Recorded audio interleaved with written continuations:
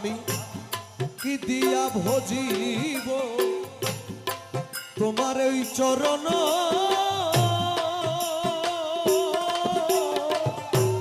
সাধন শক্তি আমার নাই ভক্তি জ্ঞান আমি কি দিয়া ভজিব তোমার ওই চরণ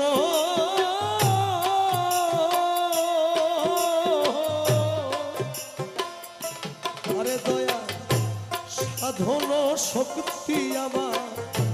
নাই ভক্তি জ্ঞান